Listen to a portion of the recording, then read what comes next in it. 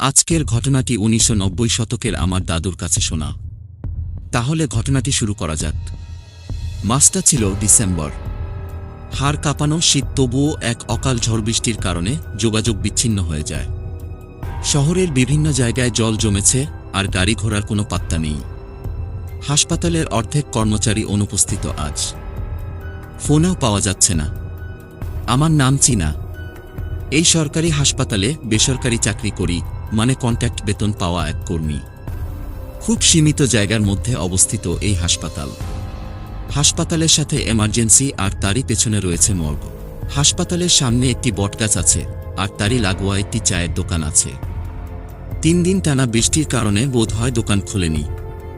এরপর আমি হাসপাতালের ভেতর থেকে ছাতা মাথায় দিয়ে বেরিয়ে এলাম বাউন্ডারির বাইরে। বেরিয়ে এসে একটা সিগারেট ধরিয়ে বৃষ্টি দেখতে দেখতে সিগারেটে মনের সুখে টান দিতে থাকলাম। একটা গাড়ির লাইট চোখে লাগলো। ড্রাইভার গাড়ি গেটে থামালো, আর আমায় জিজ্ঞেস করলো, দাদা, মর্গটা কোন দিকে? আমি বললাম, সোজা গিয়ে বাদিকে বেঁকে পেছনে। লোকটা কিছু না বলে গাড়ি নিয়ে এগিয়ে গেল। এরপর আমি ভাবতে থাকি, এই দুর্যোগে কে মারা গেল আবার কি জানি। আমি ভেতরে গিয়ে জানতে পারলাম যে একটা ডেড বডি এনেছে গাড়িটাতে। Suicide case. এর বয়স ৩৫। মহিলা গলায় দড়ি লাগিয়ে আত্মহত্যা করেছেন। নিয়ম মতো ডাক্তারবাবু ডেড বডি চেক করে পুলিশকে খবর দিলেন, আর আমাকে বললেন, ডেড বডির বাড়ির লোক আর মর্গের লোকটার আসতে দেরি হয়ে যাবে, তুমি একটু মর্গটা খুলে ডেড বডিটা ভেতরে রাখার ব্যবস্থা করো। আমার ঘাড়ে দায়িত্ব চাপিয়ে নিজের কেবিনে ঢুকে গেলেন। এখন যতক্ষণ পর্যন্ত না পুলিশ আসছে, ততক্ষণ ডেড বডি আমার দায়িত্ব। ডেড বডি এনে মর্গে ঢুকিয়ে দেওয়া হলো। বাইরে ঝড় বৃষ্টিটা একটু বেশি বেড়েছে।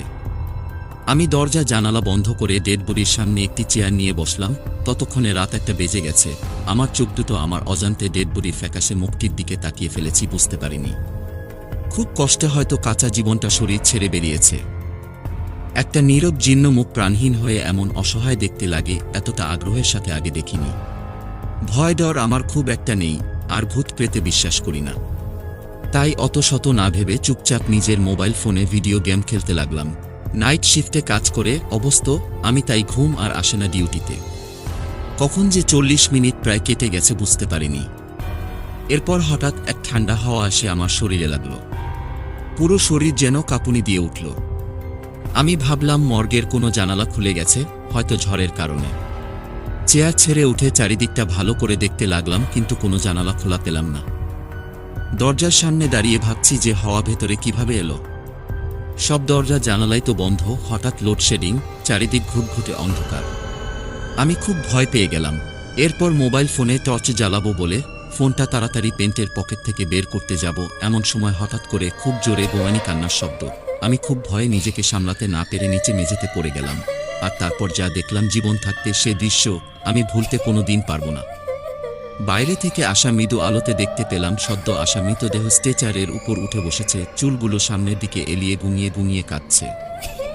গোটা মর্গটা কান্নার শব্দে ভরে উঠেছে, যেন কাঁচা জীবন চলে যাওয়ার আর্তনাদ করছে সেই মৃতদেহ। আমি আমার সমস্ত শক্তি দিয়ে কোনো রকমে উঠে দাঁড়িয়ে গেটটা খোলার চেষ্টা করতে লাগলাম, কিন্তু গেট খুলল না, যেন কেউ বাইরে থেকে গেট লাগিয়ে দিয়েছে। আমি আবার নিজেকে সামলাতে না পেরে পড়ে গেলাম। মৃতদেহ একভাবে জোরে গুনিয়ে কাঁদছে। আমি বাঁচাও বাঁচাও বলে চিৎকার করতে লাগলাম। টানা প্রায় ১৫ মিনিট ধরে চোখের সামনে চলতে থাকে এই দৃশ্য। কখন আমি জ্ঞান হারিয়ে ফেলেছি বুঝতে পারিনি।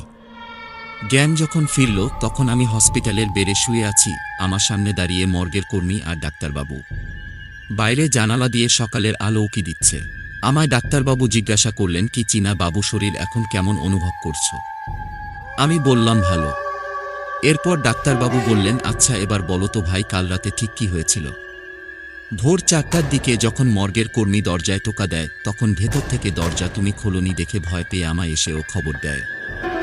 আমরা তাড়াতাড়ি গিয়ে জানালা ভেঙে ভেতরে ঢুকে দেখি তুমি গেটের সামনে অজ্ঞান হয়ে পড়ে আছো। তারপর তোমায় নিয়ে এসে চিকিৎসা শুরু করি। তুমি এভাবে জ্ঞান হারিয়ে ফেলেছিলে কেন? আমার শরীর দুর্বল হয়ে পড়ার কারণ বলে ডাক্তারবাবুর প্রশ্নটা এড়িয়ে যায়। এরপর ভাবতে থাকি, যদি পুরোটাই মনের ভুল, তবে দরজাটা বাইরে থেকে কে বন্ধ করেছিল? মর্গের কর্মী আর ডাক্তারবাবুকে জানালা ভেঙে ভেতরে ঢুকতে হলো কেন? এই ঘটনার পর আমি আর হাসপাতালে কাজে যাইনি। কদিন পর গিয়ে পদত্যাগপত্র জমা দিয়ে এসেছিলাম। তারপর বছর 5 কেটে গিয়েছে। জীবনের ঘড়ি টিকটিক করে যে এতগুলো বছর কখন পেরিয়ে এসেছে বুঝতে পারিনি। কিন্তু সেই ভয়ঙ্কর আর্তনাদের কান্না যেন আজও ভেসে আসে কানে। চুল এলিয়ে বসে কাদা মৃতদেহটা ভাসতে থাকে চোখের সামনে। তো বন্ধুরা, আজকের গল্পটি কেমন লাগলো কমেন্টে অবশ্যই জানাবেন। আর গল্পটি ভালো লাগলে আমাদের চ্যানেলটি সাবস্ক্রাইব করে